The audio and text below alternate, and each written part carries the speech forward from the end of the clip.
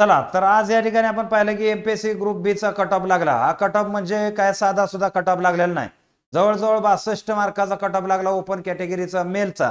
त्यानंतर आसपास ह्याच फरकाचा हा कट ऑफ आहे। आता त्याचं विश्लेषण आपण इथं घेणार नाही, परंतु एक गोष्ट आपल्याला नक्की पाहिजे की या गोष्टीचं विश्लेषण होणं गरजेचं आहे की येणारी परीक्षा ग्रुप सी आता त्यानंतर 2025 ची ग्रुप बी सी ची ऍड आहे आणि नेमकं असं काय घडलंय हे कट ऑफ वाढण्याची नेमकी कारण काय ती यातली काय कारण आहे ती याची आपण दुरुस्ती करू शकतो, परंतु काय कारण अशी आहेत की यावरती आपण काहीच करू शकत नाही म्हणजे विद्यार्थी म्हणून।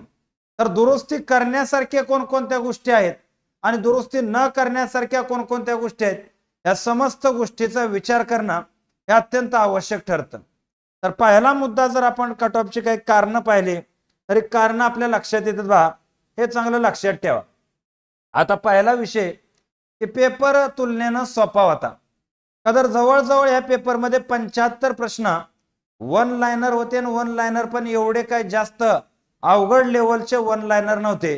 जनरल तुमच्याकडे जे स्टडी मटेरियल आहे त्या स्टडी मटेरियल म्हणजे कुणी काही वाचू शकतं ना, इकॉनॉमिक्सला कुणी काय वाचला असेल, भूगोलला कुणी काय वाचला असेल, म्हणजे तुमच्याकडे जी पुस्तकं आहेत त्या पुस्तकामध्ये यातले 60 ते 65 प्रश्न आहे असे पडलेले होते आणि त्याच्यामुळं तिथं जे ज्याचं पाठांतरण ओके होतं त्याचा अभ्यास ठीकठाक होता ते विद्यार्थी असे प्रश्न चुकत नसतात आणि त्या विद्यार्थ्यांना इथं त्याचा बेनिफिट झाला। म्हणजे पेपर वन लाइनर आणि तुलनेनं सोपा होता।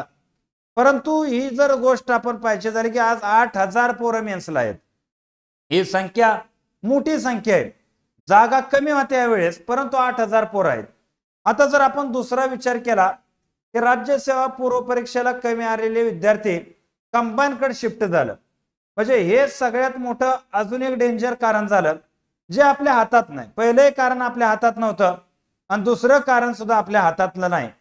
का तर यामध्ये जसा राज्य सेवेचा पॅटर्न बदलला आणि बदलल्यानंतर हे जे विद्यार्थी आहेत हे विद्यार्थ्यांनी जो निर्णय घेतला की आता डिस्क्रिप्टिव्ह तर आपण करणार नाही आणि 3 4 5 वर्ष झाला आपण जे काय राज्य सेवा करत होतो ऑब्जेक्टिव्ह करत होतो तर त्या तुलनेनं त्याच लेवलची एक्झाम जवळपासची म्हणजे कंबाईन आहे। त्याच्यामुळे आता हा जो क्राउड आहे जो नवीन पॅटर्न कडे शिफ्ट होणार नाही, हा क्राउड तुमच्यासाठी नव विद्यार्थ्यांसाठी जुन्या कंबाईनच्या विद्यार्थ्यांसाठी एकदम कॉम्पिटिशन लेवलला एक येऊन उभा राहिला।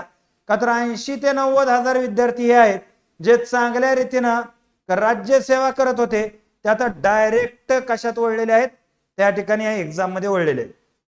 तदनंतर पुढचा विषय जो आहे संदर्भ ग्रंथाची आणि नोट्सची उपलब्धता किंवा पीवाय वरती पीवायक्यू वरती मिळालेले प्रभुत्व हे एकच कारण आहे। म्हणजे लक्षात घ्या आता बरेचसे विद्यार्थी पूर्वी संभाजीनगर पुणे अशा भागात शिफ्ट होऊन क्लासेस करायचे, त्यातून ते विद्यार्थ्यांना ठराविक ज्ञान प्राप्ती व्हायची आणि त्यातून ते पेपर द्यायचे। परंतु आता आपण पाहायचं की ऑनलाईनचा जमाना आलेला आहे। आता विद्यार्थी पारंपरिक क्लासेस क्षेत्राकडनं पाठ फिरवले आणि ऑनलाईनला वेळ वाचवून कमी वेळामध्ये जास्त अभ्यास, त्यानंतर प्रत्येक शिक्षक आता ऑनलाईनला जायचं, समजा मी जरी गेलो तर जीव ओतून मी शिकवतो विषय शिकवावा लागतो का तर अख्ख्या महाराष्ट्रासमोर तो विषय जात असतो आणि म्हणून अशी काय कारण आहेत की गावागावात राहून घराघरात राहून विद्यार्थ्यांनी चांगल्या रीतीने त्यांचा अभ्यास झाला आणि त्यांच्या डोक्याला प्रेशर नव्हता, त्यांच्या डोक्याला ताण नाही। शहरात अभ्यास आलेल्या विद्यार्थ्यांच्या डोक्याला ताण आहे, मेसचे पैसे आहेत, रूमचे पैसे आहेत, वेळच्या वेळेला देणं आहे, घरी ते मागणं आहे। जे ऑनलाईन विद्यार्थी घरी बसून अभ्यास करतायत ते झाडाखाली बसून अभ्यास करतायत, सकाळी 2 तास घरच्यांना मदत, संध्याकाळी तासभर घरच्यांना मदत, घरची भाकरी खाऊन या ठिकाणी चांगल्या रीतीनं तिथं अभ्यास होतोय। ही एक गोष्ट फार महत्वाची आहे की पूर्वी वातावरण निर्मितीसाठी आपण शहरात जायचो, आज वातावरण निर्मिती घरोघरी गावोगावी व्हायला लागली ऑनलाईन मुळे आणि सगळ्या गोष्टी सहजरित्या त्यांना उपलब्ध झाल्या।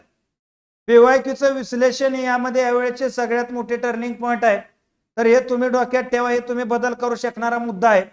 तर बदल करणाऱ्यात मुद्दा असा आहे की जे विद्यार्थी बराच कालावधीपासून शहरात राहत आहेत आणि मेंदू त्यांचा आउट झालाय, डोकं त्यांचं बनानलंय आता, का तर या ठिकाणी रिझल्ट नाही आला। आता मला एक मेसेज आला विद्यार्थ्यांचा की सर मी एमपीएससी सोडतोय आजपासून, आम्ही याला कंटाळलो चांगली गोष्ट आहे, त्यामध्ये काय वाद नाही. परंतु या कंटाळ्याचं प्रमुख कारण असं असतं की तुम्ही या ठिकाणी कुठंतरी शहरात महिना 7-8 हजार रुपये घालवून राहायला लागले तर तो हेडॅक तुमच्या डोक्याला तयार होतो वेगळाच आणि अभ्यासाचा वेगळाच असतो.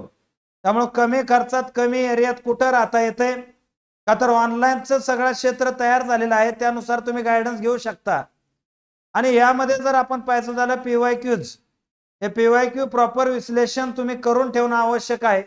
ज्यांनी केलं त्याला बेनिफिट झालेला आहे, ज्यांनी केलं नाही त्यांनी डोक्यात घ्या आणि त्यानुसार तयारी करा.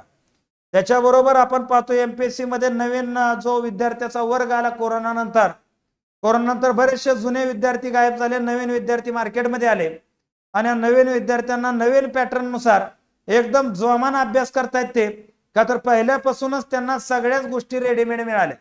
कोरोनाच्या अगोदर क्लासेस शहरात असायचे, आता ऑनलाईन झाल्यामुळे सगळ्या विद्यार्थ्यांना रेडीमेड सिस्टम अवेलेबल झालेला आहे आणि ही सगळी कारणं आहेत ती ह्याच्यामुळे कट ऑफ वाढला. तर यानंतर जी आपली ग्रुप सी ची पूर्व परीक्षा आहे आणि ह्या ग्रुप सी च्या पूर्व परीक्षेमध्ये उर्वरित दिवसामध्ये 15-20 दिवसामध्ये कुठं 15 तरी दिवस कुठे राहिले 10-12 दिवसामध्ये तुम्हाला या ठिकाणी ज्या प्रकारे प्रिव्हियस इयर क्वेश्चन आणि त्याच्या रिलेटेड जी इन्फॉर्मेशन आहे ती जितकी कॅच करता येते तितकी कॅच करा आणि सगळ्यात मेन करंट अफेअरचे 15 प्रश्न याला कशा प्रकारे टॅकल करता येतात यावरती फोकस करणं गरजेचं आहे. त्या संदर्भात एक व्हिडिओ मी नक्की बनवणार आहे, तोही तुम्ही बघा, तुम्हाला नक्कीच चांगल्या सर्व गोष्टी लक्षात येतील. तर या ठिकाणी आजचा सेशन इथं थांबला असं मी जाहीर करतो आणि इथं थांबतो. जय हिंद, जय महाराष्ट्र.